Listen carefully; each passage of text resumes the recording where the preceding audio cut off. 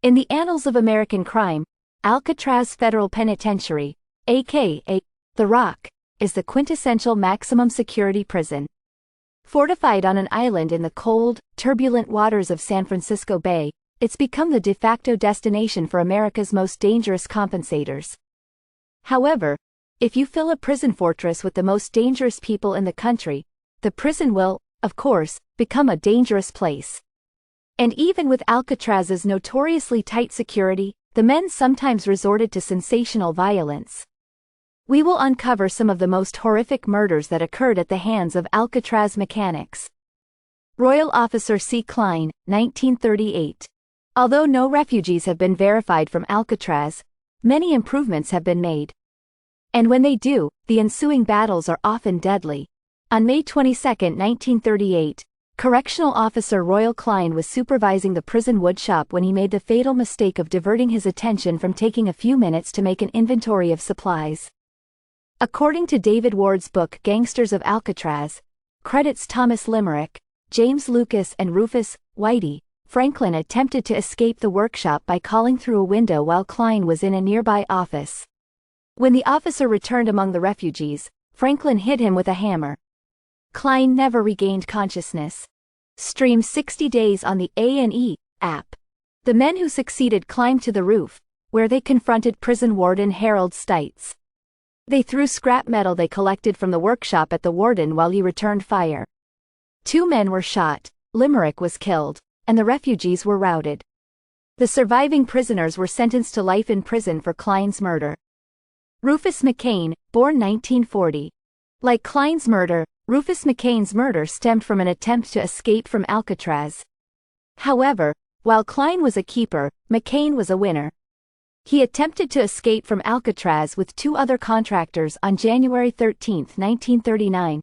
But like all escape attempts from Alcatraz, the prospect failed and one of his co-conspirators, Arthur Barker, was shot and killed by guards during the attempt.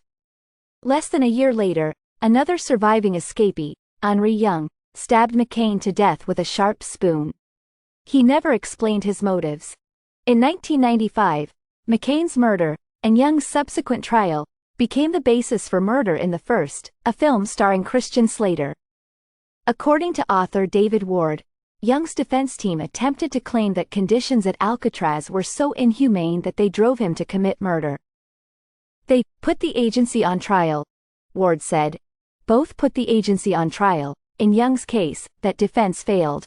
He was convicted of murder. Maurice Herring, 1942.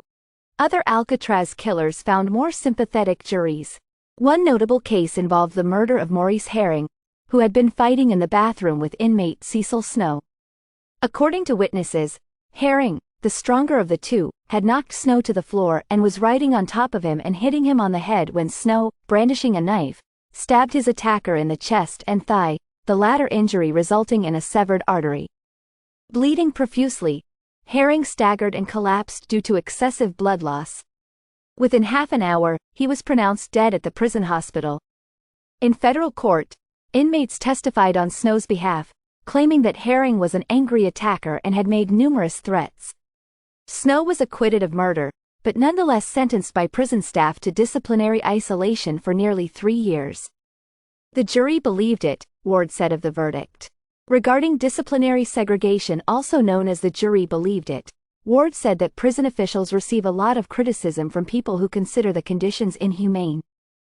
It was a cell with nothing in it, and the door was barred, Ward said. It was a cell with nothing in it, and the door was barred. Author name: Claude Branch, 1945. Like Herring and McCain, Claude Branch was a prisoner who was murdered by a fellow inmate, Ralph Green, who delivered the fatal blow with a metal prop in the prison barbershop. Unlike the previously mentioned victims, Branch initially looked like he would survive, only succumbing to his injuries after 2 days. However, during his moments of sobriety, he was so reluctant to complain to the government, even his own killer, he denied to Alcatraz officials that a fight had occurred. Ward saw Branch's refusal as emblematic of the convict code of conduct that was Alcatraz's norm. Ward explains the principles of the code: you must not do anything that interferes with the play or activities of other inmates. You should not do anything to help the staff. You should be quiet and alone. And you should never give out information about other inmates. After Branch's murder, inmates defended his killer by claiming that Branch was a homosexual and regularly attempted to rape fellow inmates such as Green. As in Herring's case, the jury found Green not guilty, after which prison staff sent him to solitary confinement for 4.5 years. Officers William Miller and Harold Stites, May 1946. It was the bloodiest confrontation between officers and prisoners in Alcatraz history. The Battle of Alcatraz, a 3-day incident in which Alcatraz inmates held prison guards hostage in prison cells and exchanged long shots with rescue teams.